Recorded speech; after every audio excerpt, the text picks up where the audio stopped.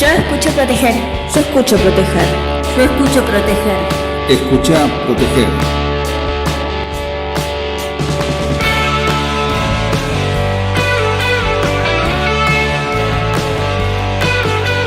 Yo escucho proteger. Yo escucho proteger. Yo escucho proteger. Escucha proteger.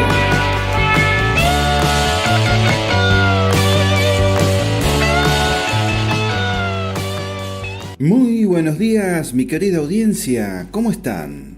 ¿Preparados para otra semana más? Sí, ¿cómo que no? Comienza otra emisión más de Proteger, octava temporada. Querida audiencia y seguidores, hacemos periodismo de seguridad que se difunde por radio y medios digitales. ¿Quiénes habla? Sergio Quiroga, mi productora musical, la señorita Luna Quiroga, el operador, el mejor de todos. ¿Cómo anda, Pancho? ¿Todo bien? Bueno, una semana más, ¿eh? Como siempre, estimados, pueden escuchar Proteger los martes, jueves y sábados a las 10:30 horas, aquí en Radio IAS, la radio del Instituto Argentino de Seguridad, a través de la página www.ias.org.ar.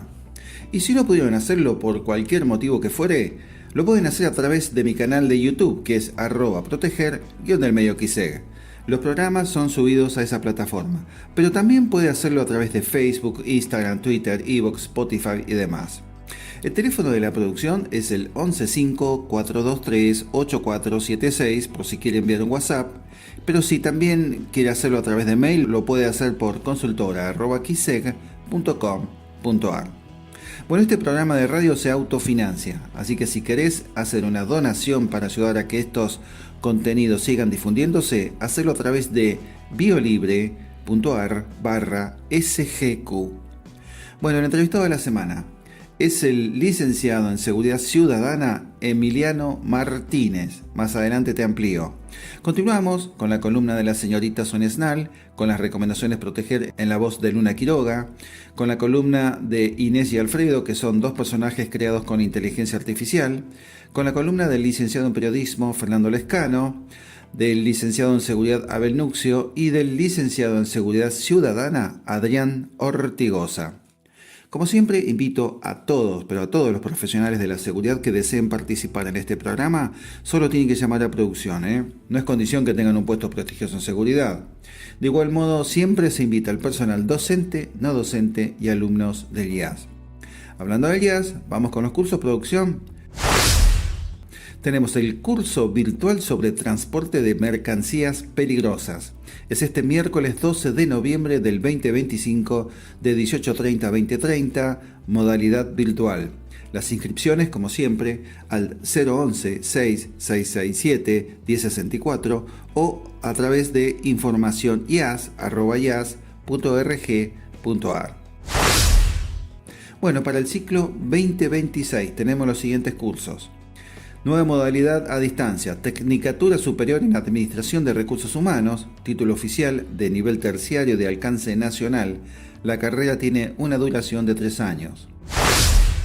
Tenemos el próximo inicio lectivo 2026 también, el posttítulo con reconocimiento oficial, que es Especialización Profesional en Riesgos Psicosociales. Para ampliar detalles de requisitos operatividad debe ingresar a www.ias.org.ar/formación-del-medio profesional. Tenemos para el 2026 también Tecnicatura Superior en Gestión Ambiental, título oficial de nivel terciario de alcance nacional. La carrera tiene una duración de 2 años y medio, modalidad sincrónica. Y por último tenemos también para el ciclo 2026 la Tecnicatura Superior en Marketing, título oficial de nivel terciario de alcance nacional. La carrera tiene una duración de 2 años, modalidad sincrónica. Hasta aquí los cursos. Vamos con la editorial. Bueno, la editorial de esta semana se titula Seguridad en los eventos deportivos.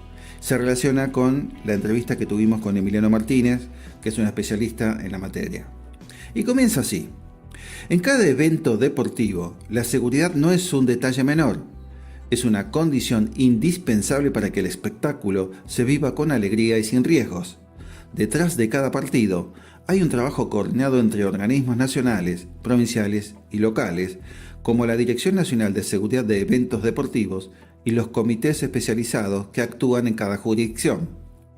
Las medidas que se aplican buscan prevenir hechos de violencia y garantizar la integridad de todos, jugadores, árbitros, dirigentes y por supuesto el público. Entre las acciones principales se destacan la protección de los protagonistas al ingresar al campo de juego, la provisión de espacios adecuados para la actuación policial y judicial y una señalización clara que permita ubicar sanitarios, tribunas y salidas de emergencia. También se instalan sistemas para evitar el escalamiento en alambrados o zonas de riesgo, se controla el movimiento del público dentro del estadio y se coordinan los operativos de tránsito y seguridad con los clubes y las fuerzas policiales. Otro aspecto fundamental es la capacitación del personal de seguridad en primeros auxilios, evacuación y resolución de conflictos, junto con el uso de tecnologías digitales para el control de accesos, el monitoreo y el reporte de incidentes en tiempo real. Además, se brinda información previa y durante el evento, desde mapas y condiciones meteorológicas hasta normas de ingreso y recomendaciones generales.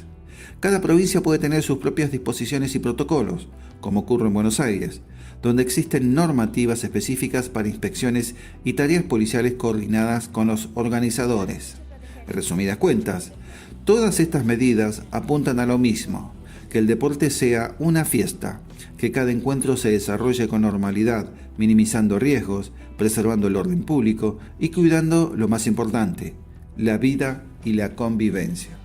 Bueno, hasta aquí la editorial, mi querido Pancho. Vamos a escuchar un poco de música y vamos preparando el segundo bloque. Yo escucho proteger. Yo escucho proteger. Yo escucho proteger. Escuchá, proteger. Gracias, Pancho. Bueno, comencemos con la primera de las columnistas, en este caso la señorita Sonia Snal. Sonia es docente e investigadora independiente en seguridad vial. Reside en Caleufú, en la hermosa provincia de La Pampa. Y esta semana nos trae el siguiente tema: ¿qué significa seguridad vial y por qué es tan importante? Pegadito a ella vienen las recomendaciones Proteger, en la voz de Luna Quiroga, quien continúa con su ciclo Recomendaciones de Seguridad Elementales para el uso de vehículos propulsados a GNC. Bueno, Kira, Pancho, comenzamos a escucharlas. ¿Cómo están, Sergio, oyentes de Proteger? Un gusto saludarlos nuevamente. Hoy voy a hacer mención a qué significa seguridad vial y por qué es importante. La seguridad vial es el conjunto de normas, acciones y medidas destinadas a prevenir siniestros de tránsito y proteger la vida de las personas que circulan en calles y rutas. ¿Cuáles son los tipos de seguridad vial en Argentina? Por ejemplo, seguridad activa. Esta abarca todas las medidas y sistemas diseñados para prevenir siniestros antes de que ocurran. Se enfocan en mantener el control del vehículo y reducir así el riesgo de colisión. Seguridad pasiva, protección en caso de incidentes o siniestros. Se enfoca en minimizar consecuencias de un siniestro cuando éste ya ha ocurrido. Su objetivo es proteger a los ocupantes del vehículo, reduciendo el impacto de las lesiones.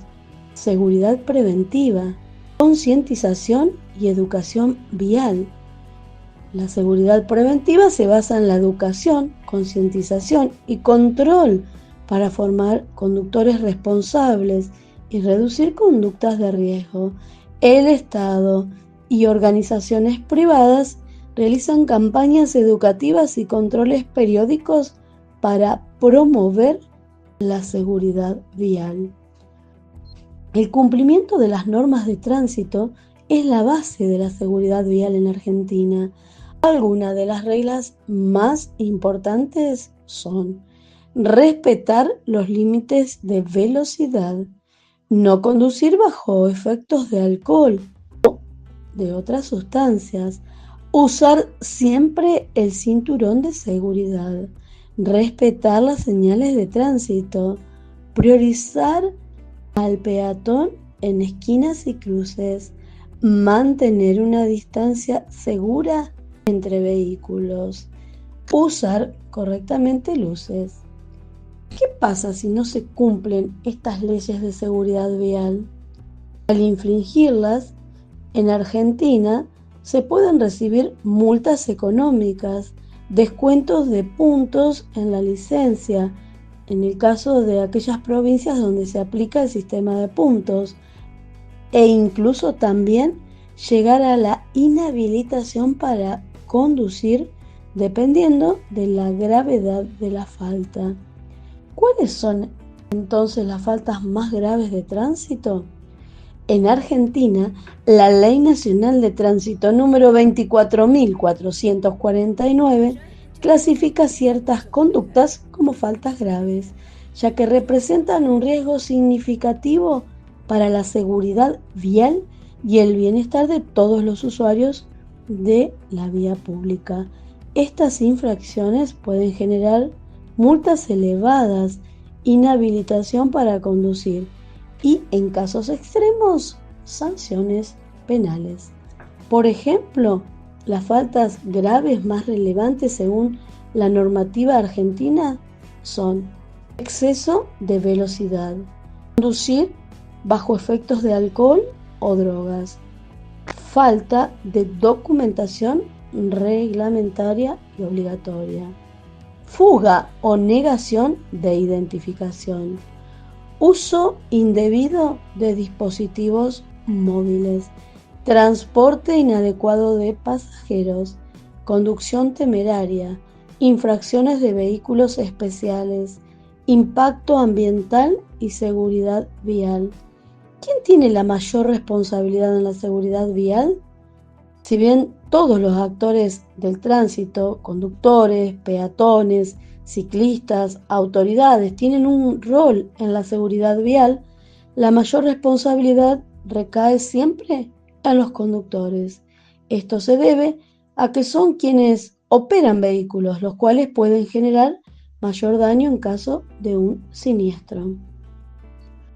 Algunas sugerencias para ser un mejor conductor: conducir a la defensiva, respetar velocidades máximas, evitar distracciones, mantener el vehículo en buen estado, nunca conducir bajo efectos de alcohol o drogas, respetar siempre las normas de tránsito y las indicaciones de los agentes de control.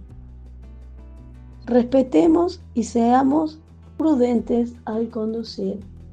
Les dejo por último mis redes sociales: Facebook Sonia Esnal, Instagram Sonia Eduvial.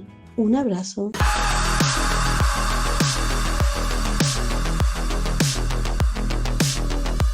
Escucha, proteger.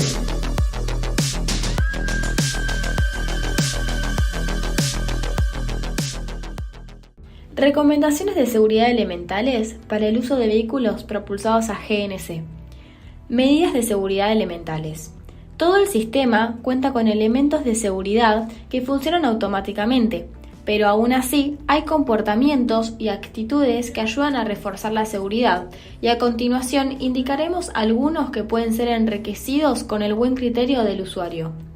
Respeto de las medidas de seguridad señalizadas en las estaciones de carga, tales como detener el motor del vehículo, no fumar, apagar todas las luces y aparatos electrónicos y hacer descender a todos los pasajeros mientras dura la carga, permaneciendo delante del vehículo. No solicitar, aceptar ni permitir cargar el sistema con una presión mayor a los 200 bar. No guardar el vehículo por periodos largos en locales sin ventilación permanente, y si esto se realiza, cerrar la válvula manual del cilindro. No modificar el equipo sin la intervención de un técnico habilitado en un taller de montaje habilitado. En caso de un accidente, tratar de cerrar la válvula del cilindro.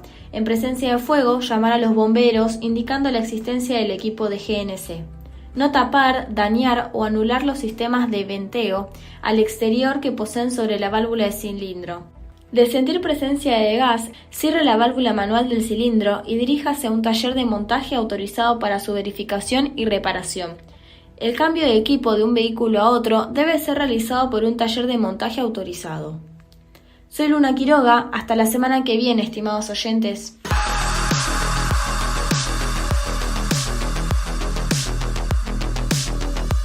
Escucha, proteger.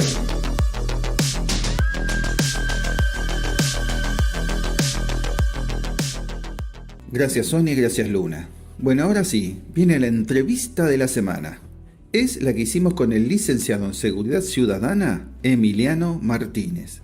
Tiene la maestría internacional en Organización y Gestión de Eventos Deportivos. Y con él hablamos sobre cómo fue evolucionando la legislación que regula la actividad de acuerdo a cómo fueron sucediendo los hechos de inseguridad de público conocimiento. Sobre la gestión de riesgos, anillos de seguridad, coordinación interagencial, buenas prácticas operativas, sobre la capacitación que rigurosamente debe tener el personal a cargo de la seguridad de los eventos deportivos y otros temas más. Cuando quiera Pancho, comenzamos a escuchar. La entrevista está auspiciada por Segulupa.com. ¿Interesado en la seguridad? En Segulupa te ofrecemos artículos escritos por profesionales graduados universitarios en seguridad. Participa, aprende y compartí en www.segulupa.com.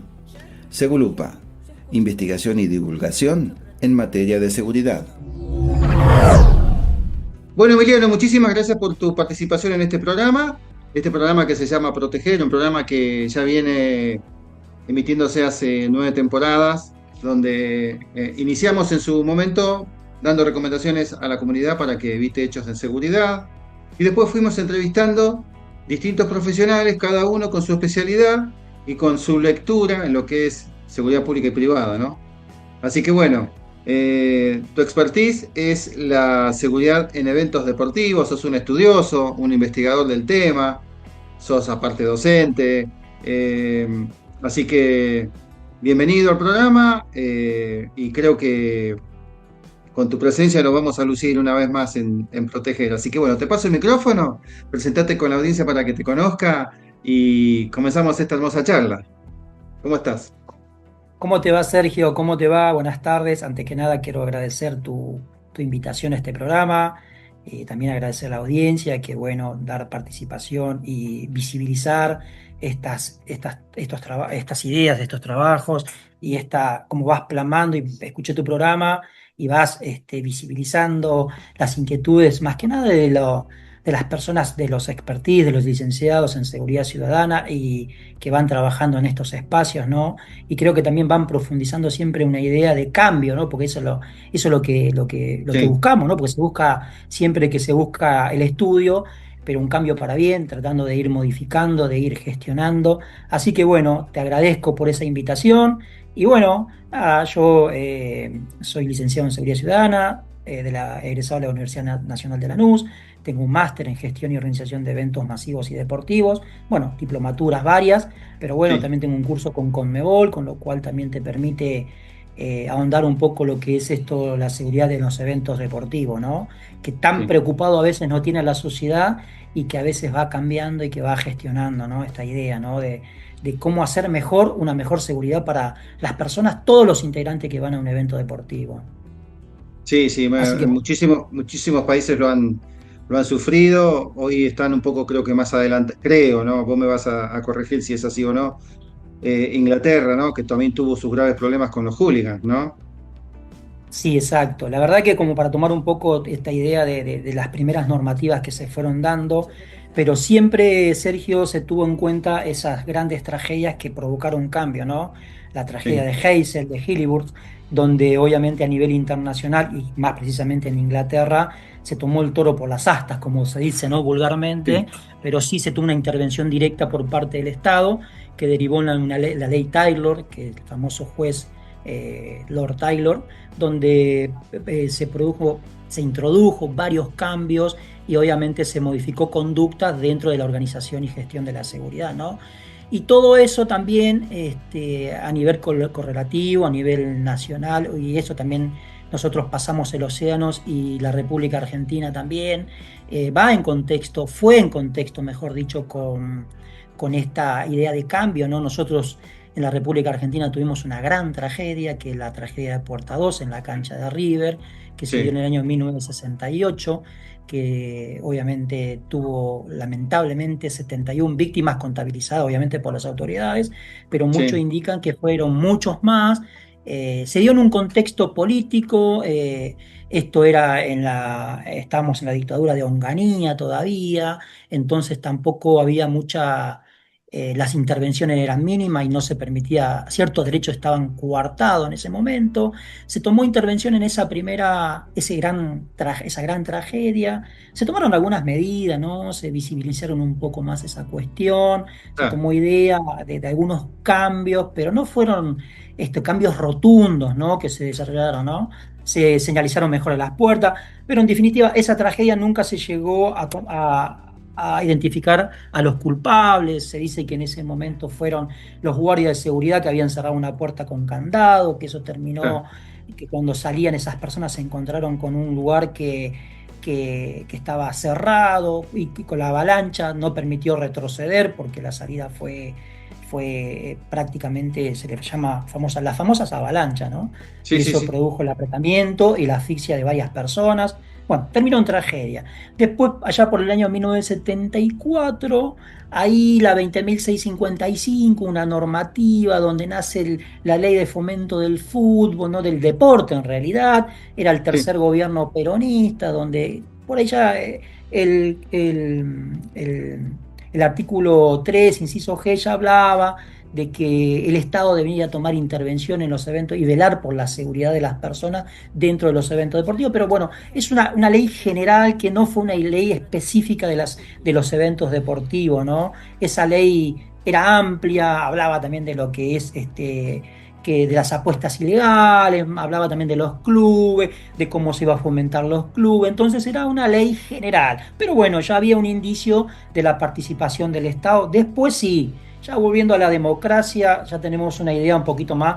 La 23.184 es una ley que también se dan todas, Sergio, todas se fueron dando a través de tragedias, ¿no? Fue la tragedia sí. de un hincha independiente que recibe un balazo, un menor de edad que lamentablemente fallece. Esto se llamó también Ley de la Rúa porque en ese momento eh, de la Rúa era un funcionario legislativo, con lo cual implementó la ley o empezó a hacer trabajo sobre esta ley, y ahí nace esa primera ley contravencional, ¿no? Sobre la seguridad en los eventos deportivos, que se te empezó a tomar esa medida y se empezó a tomar de verdad como una política pública, ¿no? Y decir, che, ¿qué hacemos con la seguridad en los eventos deportivos a través de estas tragedias? Porque no te creas que fue esa solamente el problema, eso venía Claro. arrastrando. Cada partido de fútbol era peleas, y esta ley tuvo un objetivo dual, por un lado, ¿no? Eh, por un lado incrementar las penas, porque ¿qué pasaba? Todos estos incidentes que se provocaban dentro de los eventos deportivos, ¿qué terminaban? En lo que es en la ley penal, esto ¿qué hacía? Presionaba con gran cantidad de causas penales, y entonces ¿qué pasó? Se intentó con esta normativa una dualidad. Por un lado, incrementar las penas, ¿no? De esos delitos Sí, que ya estaban especificados en la ley penal, ¿no? Por ejemplo, el que llevara un arma a la cancha, el que invitara a riña, todo esto, ¿qué es lo que se quería lograr? Incrementar la pena y entonces obviamente poder bajar esa cantidad de delitos que se daban dentro de un evento deportivo. Y por otro lado, esas penas que lo llamamos contravenciones, graduar, y que es todo, no todas esas penas contravencionales, por ejemplo, invadir el campo de juego. Antes era muy normal invadir el campo de juego, sí, sí. ¿entendés? Entonces esa idea era también de bajar ese riesgo y que vaya por otro camino y no presionar tanto el sistema penal, y sino que más que nada contravencional.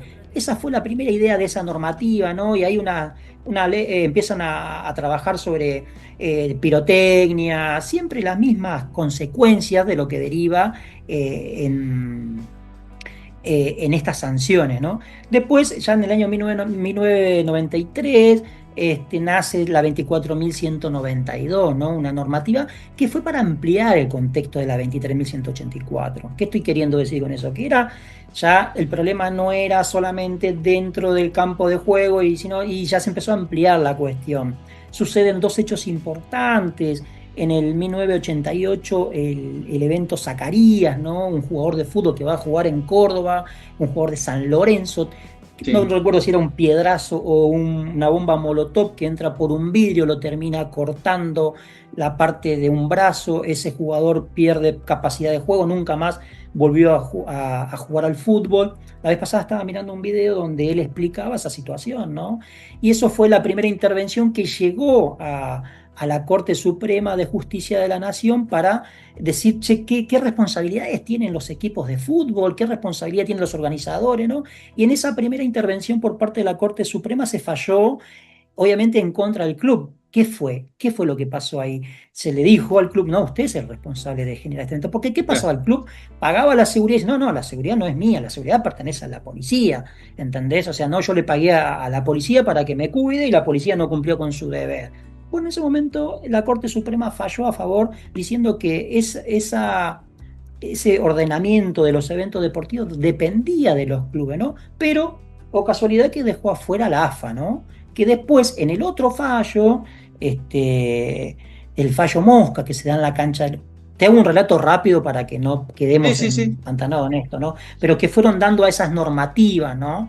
Ese caso Mosca, un remisero que había llevado a un grupo de periodistas del grupo Clarín, se quedó afuera, ingresaron al grupo de periodistas, se armó una batahola en el ingreso de la cancha de Lanús, una piedra que vuela de afuera, de adentro del campo de juego, impacta en la cara de Mosca, eso Sí. provoca pérdida de la visión de Mosca, y también se hace un reclamo, ¿entendés? A nivel, eso obviamente a medida que va escalando, llega a la Corte Suprema de Justicia de la Nación, la justicia falla de nuevo, primero también falla en contra del club, diciéndole usted es responsable solidario de este evento. Pero también a su vez, ¿qué hizo? También hizo responsable solidario a AFA. ¿Qué indica con todo esto? Que se va ampliando el espectro. A ver, entonces, como AFA decía, no, yo soy solamente un organizador, no ejecuto el evento, yo solamente organizo los torneos. Era lo que había plasmado en ese momento, ¿no? Entonces, ¿qué terminó siendo? No, no, dijo la Corte Suprema, no, usted también es responsable solidario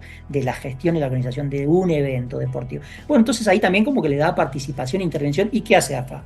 APA, acá podemos tener un costo gravísimo, no solamente en esta situación. Entonces, la AFA empezó a tomar más intervención y participación de la organización de los eventos y se empezó a cuestionar y a gestionar a través de las normativas, ¿no? Y se empezó a pedir un poco más de control por parte. Y bueno, y esta vez también en la provincia de Buenos Aires también la policía quedó ahí en stand-by, ¿no? Quedó como que se dijo, bueno, tiene una responsabilidad, pero no una responsabilidad que eso si después lo queremos, lo podemos llevar a debate, si corresponde o no corresponde. Pero bueno, ya había sentado precedente y eso a través Claro, de esas dos normativas. los juzgados indirectamente empiezan a ser participativos a todas las instituciones, no solamente a los clubes, porque como decíamos en off, son eventos de interés privado, pero que afectan también a es afectada a la seguridad pública con su desarrollo. Exacto, exacto, exacto. Así que bueno, esto también fueron marcando una trascendencia importante. Y bueno, después un decreto reglamentario, ¿no? El 1466 del 97 con Carlos Saúl Menem ya, ahí se empezó a tomar intervención el Estado. Y si vos vas viendo el relato, que vos vas tomando relato, cada vez la participación del Estado va cooptando más. Entonces, ¿qué pasó? Seguíamos con los problemas y creo que para que tengas una idea, Sergio, la peor violencia que se dio en la República Argentina, de hablando muertos por semanas, se dio en Sí, el periodo 90 al 2000 más o menos, que fueron 10 años prácticamente sumamente violentos, que fueron reactivando normativas. Y si vos te hago una comparación con España, España tiene una normativa que tiene el año 1982 y es vigente. Tiene obviamente sus decretos reglamentarios porque uno tiene que ir evolucionando, ¿no? sí, sí, Pero sí, no sí. normativas que vayan cambiando y que vayan. Entonces ahí estamos hablando de la convulsión del país, ¿no? Que se va dando también en esa situación. Y en el decreto que te mencioné, ese decreto, viste, crea un comité de organización, viste, por un lado, la seguridad de los eventos deportivos pasa al Ministerio del Interior para dar participación a las demás provincias, se le empieza a buscar la vuelta como para dar participación a las demás provincias, ¿no? A que tomen Claro, intervención en la gestión de la seguridad. Después en este sí. espacio también termina, bueno, empiezan a exigirles a los clubes en este decreto que hagan un plan por ejemplo, de circuito cerrado de televisión, que empiecen a trabajar sobre estos espacios, que empiecen a gestionar, por ejemplo, una planificación de la seguridad, que empiecen a tomar intervención. Se le empieza a decir, che, el evento es tuyo, empezá a gastar. También se le genera una pauta, ahí nacen las primeras ideas de que, por ejemplo, se empieza a gestionar que ya no los participantes tienen que estar parados, sino que se le empieza a dar términos de un tiempo para que puedan remodelar los estadios, porque si vos te vas a un contexto histórico, los estadios son... en 1960, 70 nacen los primeros estadios, inclusive hay estadios que tienen más de 100 años, entonces también no estaba pensado para lo que es lo complejo de la seguridad. Claro. Bien, después en el año 2003 nace el PROCEF, estamos hablando con Néstor Kirchner, donde la seguridad volvía a tener un problema gravísimo. Y bueno, el PROCEF era una política pública, ya no fue una normativa, ¿no? Donde se empezó a trabajar, a investigar a los barras, se le empezó a dar poder a la policía para intervención de los barras, que empiezan a trabajar, a planificar, se empezó a profesionalizar la policía, las policías. Entonces ese PROCEF es un programa de seguridad en eventos deportivos. Lo implementó en el 2003 y se trabajó muy bien, no, pero ya es una política pública, ¿no? ¿Cómo te diría? Como un acto administrativo, ya no es una norma, que es diferente, ¿no? Que va cambiando. Y ya en el año 2008, ahí se trabajó con una ley, la 26.358, que trató, bueno, a ver, con la 24 que ampliamos el espectro, que ya no se dé solamente antes, durante y después. Ya ampliamos que no solamente dentro del estadio, sino fuera del estadio, ¿no? Ya abrimos un espectro. Y ahora se amplió inclusive con esta normativa, porque ¿qué pasa? El problema ya no se daba dentro de los estadios, se daba en los traslados, las parcialidades, donde había muerto, y todo esto provocó en un evento trágico de un hincha de Vélez que fallece yendo en micro, también con una trifulca, muere esta persona, y ahí automáticamente las autoridades ahí en ese momento ya se respondieron rápido. Es como que se estaba aceitando también estas cuestiones, ¿no? Y ahí se amplió el espectro, y ya no era antes, durante y después del evento, sino en el transcurso desde y hacia y de vuelta, ¿no? Entonces ahí ya también se empezó a implementar estas medidas de seguridad. También otra medida interesante. También habían errores grosos por parte de los organizadores, que hacían ir los colectivos por las mismas arterias, ¿te acordás?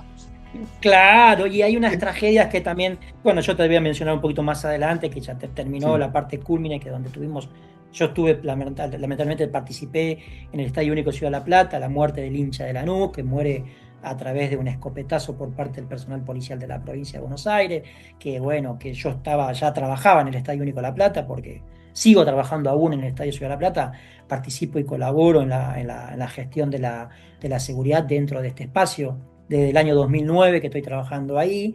Entonces estuve en ese espacio, y bueno, esta muerte de este hincha de Lanús provocó, donde, por lo menos en el torneo de lo que es AFA, provocó que que no puedan ir más los hinchas visitantes a presenciar un partido, ¿no? De fútbol. Así que ahí también se limitaron también ciertos derechos, porque en esta situación ya era drástica, porque fue en el año 2013 fue esta situación de evento, con lo cual se tomó una determinación tajante. No sé qué opinás vos, pero que no participen. Hoy en día ya hay más política, porque hay una idea de que vuelvan el club visitante, pero ya hay otras ideas, hay otros intereses. Porque, por ejemplo, a un club grande ya no le conviene que vaya el hincha visitante, genera un costo adicional para el club, porque tiene que pagar los traslados, porque tiene que gestionar otro tipo de seguridad. Por ejemplo, por dar ejemplo, pero bueno, Racing, Independiente, estoy hablando de la provincia de Buenos Aires, pero si vamos a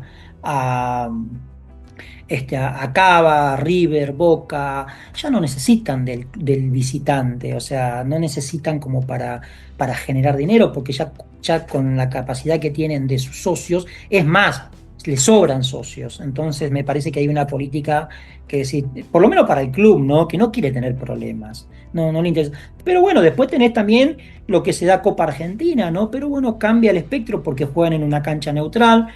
Ahora hace poco jugaron, creo que fue Racing y que fueron por dos caminos diferentes, jugaron en Fluminense. Rosario. ¿Cómo? Fluminense, ¿me estás hablando? ¿El último partido? No, eso es Copa. No. Te estoy hablando de Copa Ah, Argentina, donde varios equipos de varias categorías juegan con ambos públicos. Pero bueno, sí, la situación cambia porque juegan en una cancha neutral, no hay un espacio. claro. Entonces, bueno, eso también. Y también tenemos obviamente los torneos internacionales, que son la Conmebol Libertadores y la Copa Sudamericana. Pero bueno, ya acá hay una intervención de otro actor, que es Conmebol. Conmebol Claro. tiene fija pautas de que también podemos llevar a un análisis, a un debate un poco profundo, Sí, porque sí, ellos sí. fijan ciertas cuestiones, Hay ¿no? cuestiones han sido polémicas, ¿no? Y Discutibles, sí. obvio, si querés lo charlamos un poquito y si a vos, no sé qué pregunta me querés hacer, pero bueno, la idea es desahondar un poquito. Te termino un poquito con estas cuestiones Sí, normativas y porque después, para cerrarte, vamos llegando al final, ¿eh? perdón. Ni En el empezaste año, todavía. no, ni empezamos a hablar. ¿Te imaginas Bueno, que pero tenemos para sí. debatir esto, no? No, Che, estamos y en llegando el al año final, sí. 2000, en el año 2017 con el decreto 246, que eso ya vino por lo menos a implementar lo que es Tribuna Segura, que es una herramienta sumamente importante, interesante, que trabaja un poco ya con tecnología y esa situación que se va dando, que podemos controlar un poco más la organización y la gestión de la seguridad. Esa tribuna segura participé también porque comenzó en el año 2016, 2017.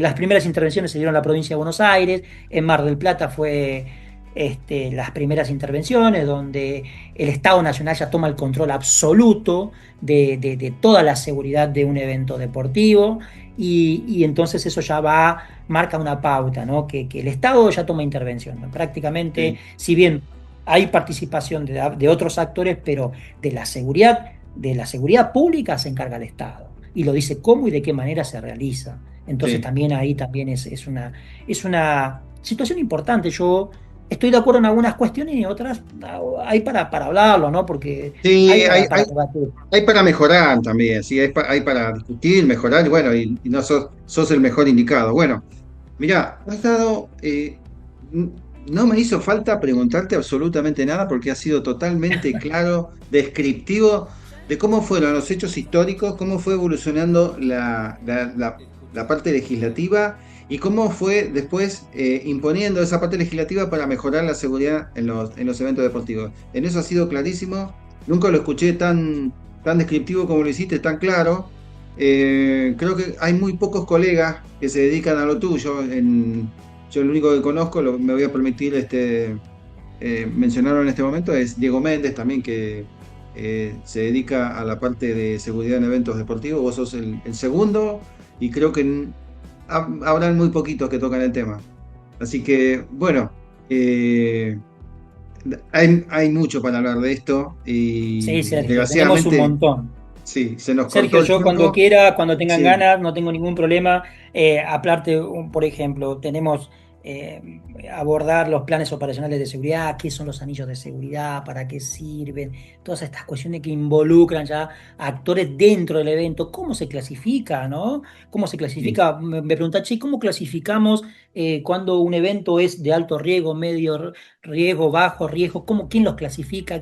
¿Cuáles son las autoridades que deciden cómo se planifica un evento? Así que nada, No, y viene muy bien esto también para el común, viste, para el que no es especialista en seguridad, la persona, Doña Rosa, va llegando a la cancha de River y ve que 5 cuadras antes tiene un vallado. Y dice, che, sí, pero ¿por qué ponen el vallado si faltan 5 cuadras para llegar a la cancha?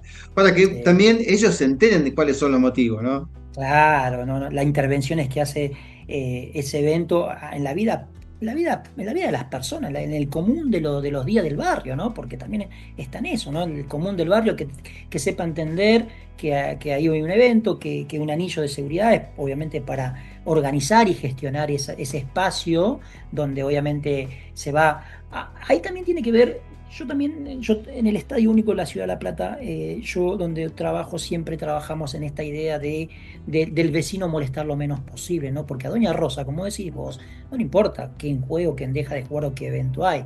Ella quiere tener una vida normal. Y ahí está el Claro, sí, sí, expertise de la seguridad, sí, o del encargado, o el jefe de sí, seguridad privada en el caso, o la seguridad pública que participa, porque en cada anillo de seguridad hay varios actores que participan, en el caso de la seguridad privada, en el caso de la policía, en el caso de la policía de la provincia de Buenos Aires, que tiene que tener una expertise y una cintura para Doña Rosa no molestarlo. Si Doña sí. Rosa va con el perro a caminar, en ese momento, Tiene que entender que explicar, no pedirle claro. la documentación, no pedirle la entrada, o Claro, decirle, no, entender, sí, va con el coche estacionado en la casa y se choca con el cabo claro, de sí, Genota sí, que le sí, dice sí, usted no sí. puede entrar. Sí. Bueno, pero Se esa, pudre esa es la todo. gestión de la Sí, seguridad que yo siempre hablo, ¿no? sí, De la gestión valedera para todos, porque no hay que, o sea, si bien ya uno, porque la intervención que hace al vecino o a la vecindad en ese momento hay que moderar esas cuestiones, ¿no? Y tener ese expertise de las personas que están ahí tienen que estar capacitados. Y yo siempre digo, Sergio, que en esto vale muchísimo la capacitación, la sí, formación. Entonces nosotros, en este caso como licenciados en seguridad ciudadana, hay un nicho sumamente importante para trabajar. Es grandísimo la seguridad en los eventos deportivos y ni hablar en los eventos masivos, Sergio, que es ah, otro abanico de, otro de- de- abanico, de- sí, un de- otro recital, abanico. sí, Recitales que también yo por suerte tuve la posibilidad de estar desde los Rolling Stones, lo que se te ocurra, hasta como es este muchacho, hasta el de acá de La Plata, o sea, entonces tuve la posibilidad de sí, estar, ¿no? En todo, y vos decís cómo la magnitud de los eventos, cómo se magnifica, cómo se simplifica, hasta la renga, no sé, sí. eventos Cada, comprometidos y cada, complicados. cada grupo musical y cada perfil de música que va a poner Sí, por eso te digo, de tiene los su Rolling Stones hasta problemática. Metallica, hasta Bel Sí, Pinto, hasta Monster Jam. O sea, por claro, decirte, ¿no? Eventos internacionales. Y ahí es donde tiene que estar el expertise de las personas que se involucren en estos, porque también hay que armar, gestionar, planificar, ejecutar, diseñar y también observar el evento, porque de sí, eso sí, depende, ¿entendés? De eso depende que todo salga bien. Y también hay que, si vos vas a delegar una responsabilidad, el responsable de esa seguridad que sepa de lo que está haciendo. Ahí hay que apuntarle, ¿no?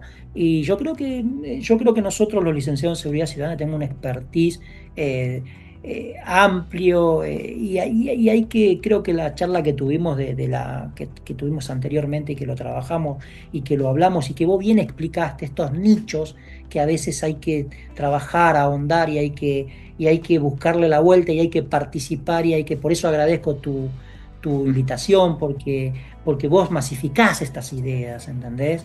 Y acá capaz nace otra idea y después esta idea nace una idea más y esta idea, che, pero si Emiliano sabe esto y otra persona sabe esto, a ver, ¿por qué no podemos armar algo más, más estructurado y empezar a masificar esta idea? Eso es lo que voy, sí, ¿no? sí, sí, sí. Y Así que, trasladársela a las autoridades, ¿no? Para sí, que, sí, sí, sí. para que mejor. Bueno, Emiliano, hemos llegado al final de esta espectacular entrevista. Veo que te has sentido cómodo, así que no te voy siempre pregunto, ¿te No, sentís quédate. cómodo? Por eso digo, Sergio, pero cuando quieran, ya te Bueno, digo, si hay incidentes, si hay incidentes en los eventos deportivos, Sergio, lo te llamás y llamo. nos hablamos y Sí, debatimos.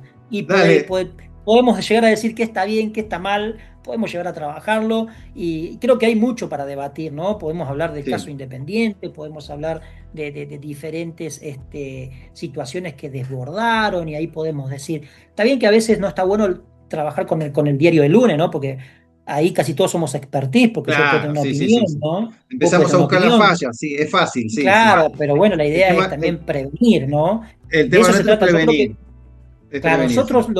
nosotros las personas, los expertise en esto, lo que tratamos de brindar seguridad, siempre tratamos de prevenir estas situaciones. Pero bueno, imagínense qué pasó en un evento, estoy hablando del caso Independiente, ¿no? Donde está Conmebol, hay provincia de Buenos Aires con su normativa, Previde, diferentes actores que son sumamente importantes e interesantes a nivel continental, te puedo llegar a decir, ¿entendés? Conmebol tiene una participación continental y pasó lo que pasó. Sí, Imagínense nosotros, ¿no? Que esto hay o sea, que decir, bueno, en grados menores, ¿no? Que estos tienen todas las herramientas, porque hay herramientas, lo que pasa es que hay que saber trabajarlo y hay que aplicar las herramientas, y a veces el error está en trabajar en los usos y costumbres, Sergio. Siempre pasa cuando los errores a veces pasan cuando se trabajan en los usos y costumbres. Se trabaja porque, estoy hablando más específicamente en la seguridad, siempre pasa, y en la seguridad pública. A veces no hay una expertise, no hay una formación académica, y a veces se trabaja sobre los usos y costumbres. Y la pregunta es, ¿por qué hiciste lo que hiciste? Ah, no, porque el anterior lo hizo de esa manera. Ya Pero estaba, nunca se preguntó por qué lo hizo. ¿Cómo? así estaba, o así me ordenaron, o así estaba dispuesto, te dice, entre Claro, y comillas. así estuvo dispuesto, tal cual, y porque así se organizó, y porque así es el radiograma, porque así es la orden de servicio, nosotros le llamamos orden de servicio, ¿no? Pero no es así, a veces hay que preguntarse por qué planificaste de esa manera. Y otra de las cuestiones que tener en cuenta también, Sergio, es que cada evento es diferente. Si bien hay un marco normativo, si bien hay una planificación general, pero hay que tener en cuenta, Sergio, que cada evento tiene su propio expertise, así sea en la misma cancha, contra el mismo equipo, contra las mismas parcialidades, pero cada evento debe ser planificado, como le digo yo, no en primera persona, ¿no? Ese evento debe ser en primera persona y debe ser único, irrepetible. Obviamente, manejando los marcos normativos, los planes operacionales de seguridad, debe manejar ese contexto, ¿no? Pero debe ser planificado como un evento único, y debe tomar la medida única, ¿no? Y ese plan de contingencia debe ser para ese evento. Quizás para el otro evento no te funcione. Así que bueno, Sergio, Bueno, no Emiliano, sé cuánto tiempo voy, pido mil disculpas si me pasé. y ya vamos casi media hora. Oh, perdón, Sergio. Me va a matar Perdón. la producción, pero no importa, no te das problema. La disfruté mucho. Así que, bueno, un abrazo a la distancia, Emiliano, y Sergio, este, cuando gusten, dale, cuando esta es gusten, tu cuando casa quieran, también, ¿eh? ningún problema. Dale, un Bueno, abrazo grande, Sergio. un Saludo a todos abrazo, los oyentes. Un abrazo grande. Chau, un abrazo chau. grande. Chao, chao.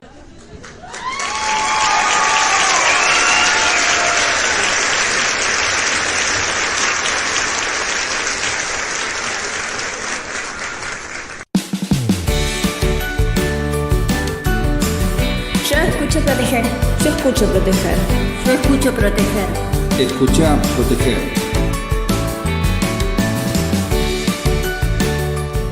Gracias, Emiliano, por tu participación en este programa. La verdad, nos quedamos con muy poco, ¿eh? Era para mucho más, pero bueno, los tiempos en radio son muy cortos. Bueno, ahora viene la columna de Inés y Alfredo. Son dos personajes creados con inteligencia artificial. Esta semana van a hablar sobre recomendaciones sobre algunas medidas de seguridad para cuando asistís a un evento de fútbol. Cuando quiera, Pancho, comenzamos a escuchar. Bienvenidas y bienvenidos. Hoy nos metemos de lleno en un tema que mezcla pasión, mucha pasión, y también precaución: la seguridad en los estadios de fútbol. Tenemos como base unas recomendaciones del programa de radio Proteger. La idea es entender cómo disfrutar a full del fútbol, pero, bueno, minimizando los riesgos, ¿no? Exacto. El punto de partida que sugieren, y me parece súper lógico, es algo clave: mantener la calma y el respeto por los demás. Al final no importan los colores. La seguridad es cosa de todos. En la cancha y, bueno, más bien en las gradas. Así es. La idea central, me parece, es que la seguridad no es solo responsabilidad de, digamos, los organizadores o la policía. Depende mucho de la actitud colectiva. Y estas recomendaciones tocan un montón de puntos, ¿eh? Desde qué pensar antes de salir de casa hasta cómo reaccionar si pasa algo inesperado dentro del estadio. Lo interesante es ver cómo medidas que parecen de puro sentido común, adquieren una importancia crítica en un entorno con miles de personas y emociones a mil. Totalmente. Vamos a analizar consejos bien prácticos: cómo manejar las multitudes, qué hacer si alguien se descompone, por qué hay objetos prohibidos, incluso recomendaciones sobre cómo llegar al estadio. A ver, arranquemos con un tema que siempre preocupa: las aglomeraciones. La primera clave que dan es casi obvia pero vital: llegar temprano y mantenerse lejos de los tumultos más densos. Pero, a ver, ¿y si uno queda atrapado en una de esas? Una estampida humana, como dicen. Ahí las notas son específicas: ubicar la vía de evacuación, seguir las indicaciones, pararse firme, cubrirse el pecho con los brazos y controlar la respiración. Suena intenso, ¿no? Es que lo es. La dinámica de una masa de gente puede volverse peligrosa muy, muy rápido. Una estampida, aunque no sea lo más común, las consecuencias pueden ser terribles. Lo de pararse firme, por ejemplo, busca evitar caídas, que así suelen empezar los aplastamientos, ¿viste? Claro. Y proteger el pecho mientras se controla la respiración apunta justamente a prevenir la asfixia por compresión. Es un riesgo real en esas avalanchas. Por eso, llegar temprano no es solo para evitar el estrés del último minuto, es fundamental para familiarizarse con el lugar, dónde están las salidas, los puestos de ayuda. Te da una ventaja, digamos, si algo llega a pasar. Entiendo. Es como una mezcla de anticipación, o sea, llegar con tiempo, y también preparación mental, ¿no? Saber cómo reaccionar si la cosa se complica. Bueno, pasando a otro punto que mencionan, y que siempre es delicado. ¿Qué pasa con los niños en el estadio? Aquí la recomendación es bastante directa, ¿eh? De ser posible, mejor no llevar niños pequeños a estos eventos tan masivos. Pero si se decide ir con ellos, insisten en algo que es crucial, que el niño o niña lleve una identificación clara, bien visible, nombre completo, dirección, teléfono de contacto, nombre de los padres, todo eso. Totalmente justificado. Pensemos un poco en el ambiente, el ruido, que puede ser ensordecedor, la multitud compacta, las emociones, bueno, a flor de piel, puede ser muy, muy abrumador para un niño. Y desorientador. Claro. El riesgo de que se separe de sus acompañantes es mucho más alto en esas condiciones, bastante más alto. La identificación, obvio, no evita que se pierda, pero es una herramienta básica. Fundamental, para que, si ocurre, la reunificación sea lo más rápida posible. Es como prepararse para un escenario que ojalá no pase, pero, bueno, que es posible. Entendido. Máxima precaución ahí. Y bueno, antes incluso de pensar en entrar, está el tema de conseguir la entrada. Aquí las notas son tajantes con la reventa. Advierten muy claramente, no comprar entradas a revendedores. Ojo con eso, aunque a veces tiente, ¿no? Si están agotadas o parece una oferta. El principal riesgo que señalan es la estafa, directamente. Sí, la estafa económica es lo más obvio.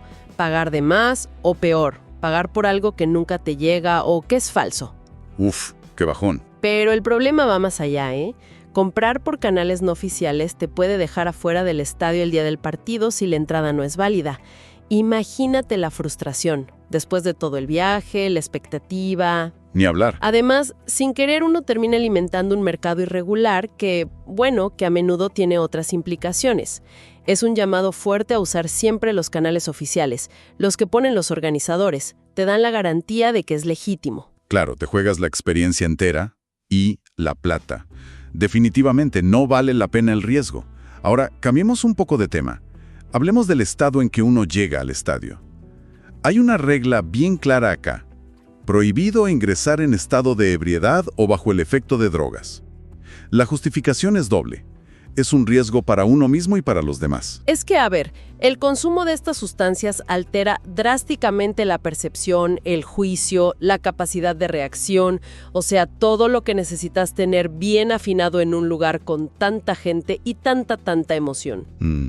Una persona bajo estos efectos puede, malinterpretar una situación, reaccionar con agresividad sin necesidad, empezar peleas o simplemente ponerse en peligro sin darse cuenta. No se trata solo de mantener el orden, es una medida de seguridad colectiva. Esencial. Y me pregunto, ¿es solo el riesgo de que esa persona sea agresiva o también se vuelve más vulnerable? O sea, a ser víctima de algo en ese estado. Esa es una excelente pregunta. Y sí, son las dos cosas, totalmente. La alteración del juicio no solo puede llevar a la agresividad, también puede hacer que bajes la guardia, que no percibas riesgos. Te vuelve un blanco más fácil para robos, o engaños, o incluso para sufrir accidentes por puro descuido. Claro, la prohibición busca proteger a todos, incluyendo a la persona que ha consumido. Y esto conecta directamente con lo que decíamos al principio, ¿no? La seguridad depende tanto de la organización como de la conducta responsable de cada uno. Queda clarísimo. Yo escucho proteger. Yo escucho proteger. Yo escucho proteger. Escucha proteger.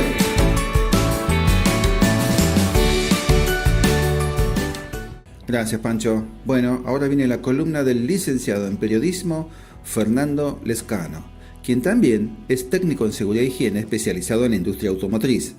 Esta semana nos trae el siguiente tema: los talleres mecánicos. Cuando quiera, comenzamos a escuchar, Pancho. ¿Qué tal, amigos de Proteger? Como siempre, Fernando Lescano, técnico en seguridad e higiene, los saluda a todos ustedes, Sergio, colegas y toda la audiencia de este hermoso programa. Es un honor estar aquí. Hoy vamos a hablar de los talleres mecánicos, que es mi especialidad dentro de la industria. ¿Cuáles son las operaciones que se realizan dentro de esa industria? El sector reparación y mantenimiento de vehículos ejecuta variadas actividades. Las más comunes son el reemplazo de los fluidos automotrices: aceite de motor, refrigerante, líquido de transmisión, líquido de freno, etc. El reemplazo de las piezas irreparables: baterías, correas, silenciador, componentes eléctricos, bomba de agua, etc. Y la reparación de piezas fijas: alternador, bomba de aceite, carburador, etc.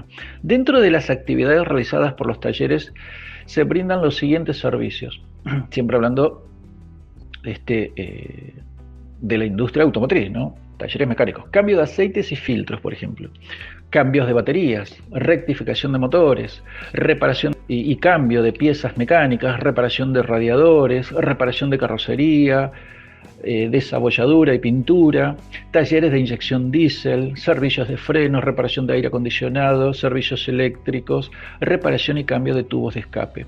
¿Cuáles son las entradas y las salidas potencialmente contaminantes? Bueno, el cliente trae el auto a reparar, se hace la revisión y la reparación dentro del taller. Auto reparado. Dentro de la revisión y la reparación tenemos usos de energía eléctrica del auto, ¿no? Los filtros, aceites y lubricantes y otros fluidos. La parte contaminante, por ejemplo, dentro del taller, mientras se está haciendo el trabajo, tenemos emisiones de ruidos, trapos contaminados, envases, productos con contenido de alta contaminación, autopartes reemplazadas, aceites y lubricantes, derrames, etc. Como materias primas o insumos del proceso o servicios se tienen, por ejemplo, aceites, gasoil, desengrasantes, limpiadores de carburos, sistemas de inyección de combustible, aditivos para aceites, refrigerantes, anticorrosivos, repuestos en general. ¿Cuáles son los impactos ambientales? Bueno, los impactos ambientales asociados a los talleres de reparación de autos se relacionan principalmente con la generación de residuos sólidos y líquidos y en pequeña escala emisiones y ruidos. Residuos sólidos están compuestos principalmente de filtros de aceites usados, trapos, polvos, papeles, absorbentes contaminados con aceite o combustibles, lodos de desecho de aceite en los sumideros, lodos en los estanques de limpieza, baterías usadas, ácido y plomo, repuestos usados, neumáticos, desechos metálicos. Los residuos líquidos. Los residuos líquidos están compuestos de desechos de aceites, lubricantes, fluido de transmisión, solventes gastados, soluciones de lavado gastadas, refrigerantes usados. Los efluentes. Los talleres mecánicos pueden volcar a los desagües las aguas de limpieza del piso y de origen sanitario, ¿no? Las emisiones a la atmósfera en los talleres están constituidas por las que pueden emitir los vehículos en reparación al poner el motor en funcionamiento y los productos, y por los productos aerosoles como los limpiadores de carburador, impermeabilizante, etc. Los ruidos. La generación de ruidos en los talleres automotrices se produce principalmente en el servicio de desabolladura. En los otros servicios el ruido está constituido por el funcionamiento de los vehículos y el eventual sonido de compresores. Hasta acá, queridos amigos, la clase de hoy. Espero que les hayan servido. Como siempre, su servidor, Fernando Lescano, técnico en seguridad e higiene en la industria automotriz, a su servicio. Saludos a todos, nos vemos la próxima. Gracias. Yo escucho proteger. Yo escucho proteger. Yo escucho proteger. Escucha proteger.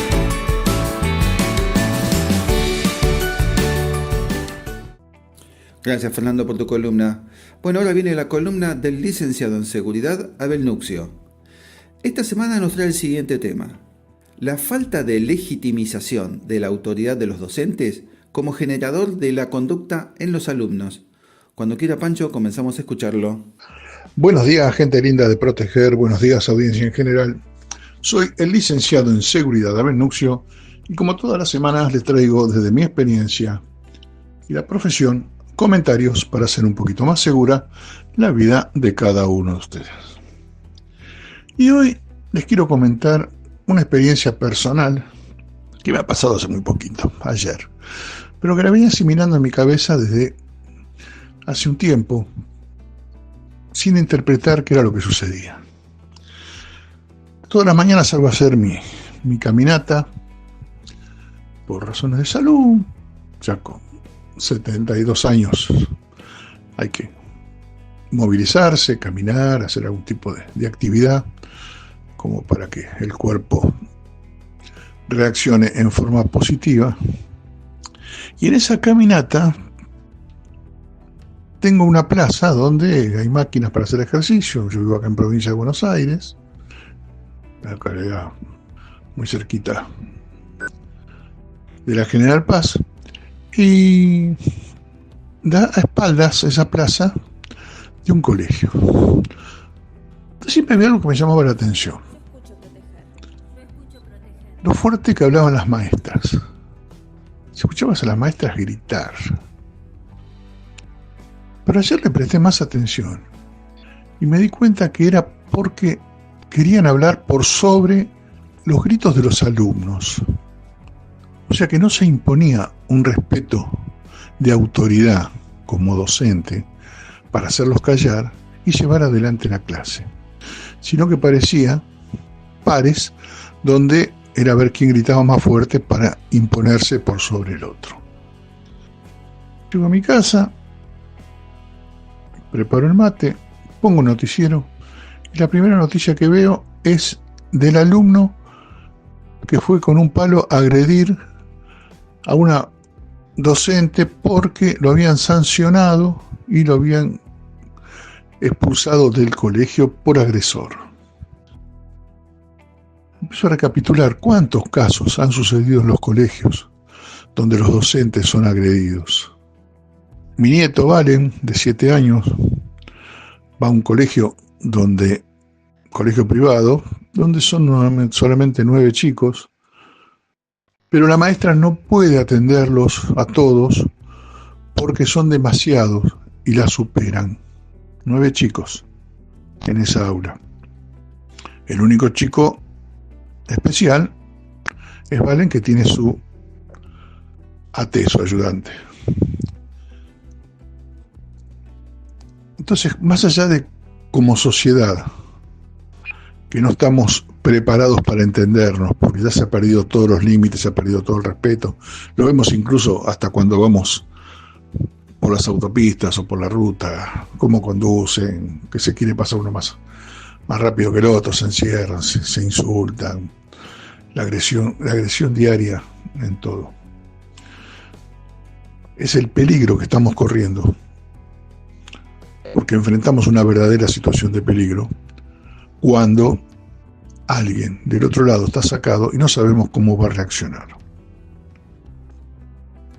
Creo que es un tema que excede más allá de lo personal y tendría que ser a nivel autoridades de buscarle una solución a todos estos problemas de agresión que lo vemos en el Congreso, lo vemos en todos lados y todos tenemos 1000 ejemplos porque lo vivimos a diario.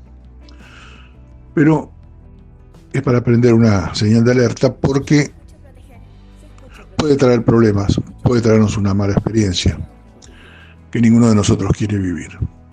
Entonces comencemos nosotros por ser precavidos de cómo reaccionamos ante cualquier situación. Muchas veces es preferible el silencio saludable, de pegarse media vuelta y retirarse, a una contestación que puede dar origen a una reacción desmedida. Espero que el comentario les sirva y será hasta la semana que viene. Yo escucho proteger. Yo escucho proteger. Yo escucho proteger. Escucha proteger.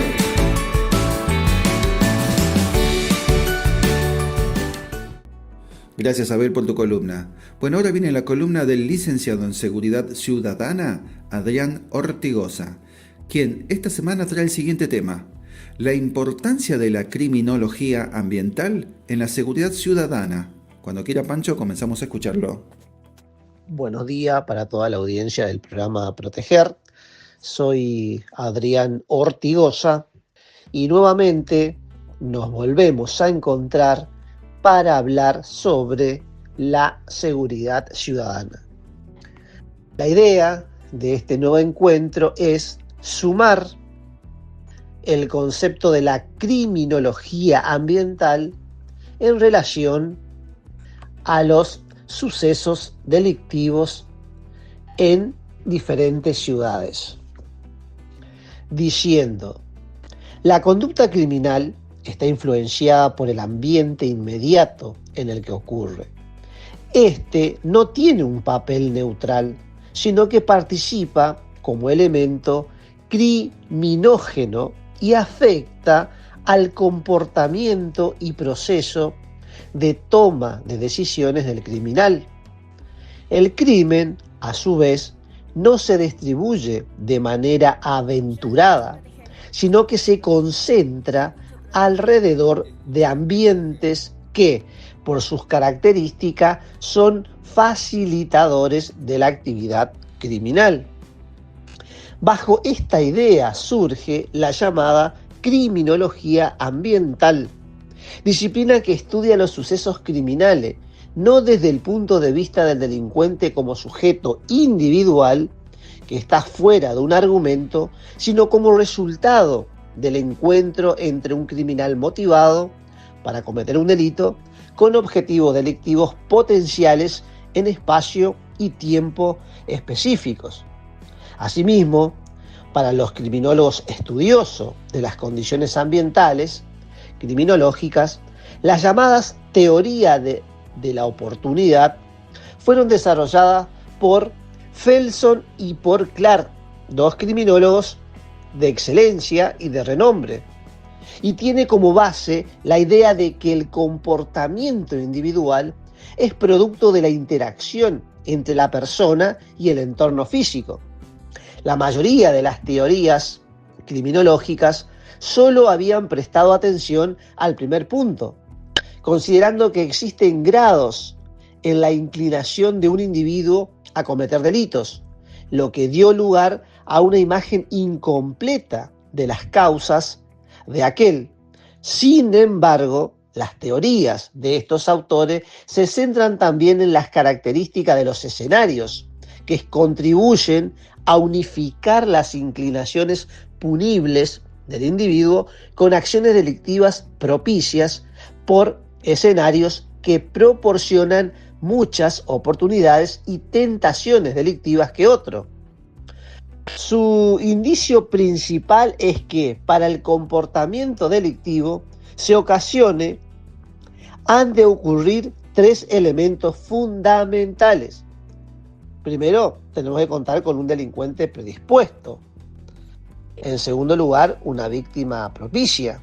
Y en tercero, una ausencia de control, ¿no? Acá podríamos decir una ausencia del Estado. Pero con estos tres parámetros se inicia un evento delictual. Conviene subrayar que la criminología ambiental no busca explicar la delincuencia únicamente desde las variables ambientales. No, ojo, cuidado, porque si no estaríamos estigmatizando a los sectores populares, a los sectores más vulnerables. Esta actúa integrando a su ciencia madre la criminología, para aportar datos que conjuntamente ayuden a predecir, prevenir y explicar los comportamientos antisociales de una forma más considerada, a la vez que exacta. Por lo tanto, la conducta criminal está influenciada por el ambiente en el que ocurre, el que contribuye como elemento influyente en el comportamiento y la toma de decisiones del criminal. Los actos delictuales son remarcados desde una perspectiva amplia de las actuaciones desviadas por el hecho de que el sistema penal realiza una selección de entre varios actos desviados partiendo de las conductas proscriptas por las normas aceptadas por la sociedad. Un acto delictivo, a diferencia de otras violaciones de las normas sociales, constituye un hecho o una amenaza para la legitimidad y seguridad de estas instituciones. Entonces, La criminología ambiental como ciencia es un factor colaborador a la hora de analizar un escenario en donde se produjo un hecho delictivo. Como sabemos, la seguridad ciudadana proviene de las ciencias sociales, ¿no? Y necesita nutrirse de otras ciencias para poder abordar y erradicar lo delictual en cualquier ciudad de nuestro país.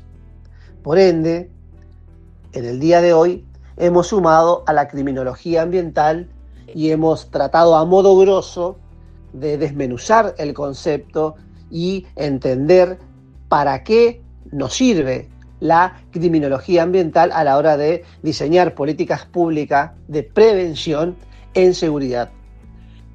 Les envío un abrazo enorme, invito a visitar mi página web adrianoortigosa.com y nos estamos viendo en el próximo encuentro. Yo escucho proteger. Yo escucho proteger. Yo escucho proteger. Escucha proteger.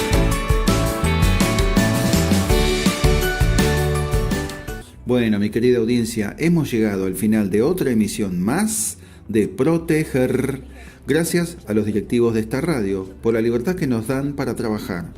A ustedes, mis queridos oyentes, por sus comentarios, sus críticas. Y quiero dejar en claro que el equipo Proteger no necesita de reconocimientos institucionales. El solo reconocimiento que deseamos es que usted y su familia estén seguros en todo ámbito de su vida. Es decir, en el trabajo, en su casa y en sus actividades personales. Y gracias a lo mejor que tenemos, que son los técnicos, columnistas, musicalizadores, editores, investigadores y la gente de Community Manager. Y siempre recuerde que si tiene problemas de seguridad, contrate a un profesional de la seguridad, porque tienen la potestad de resolverlos. ¡Chau!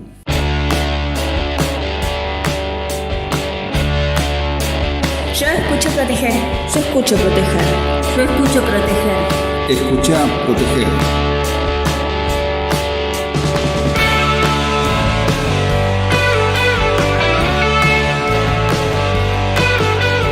Yo escucho proteger. Yo escucho proteger. Yo escucho proteger. Escucha proteger.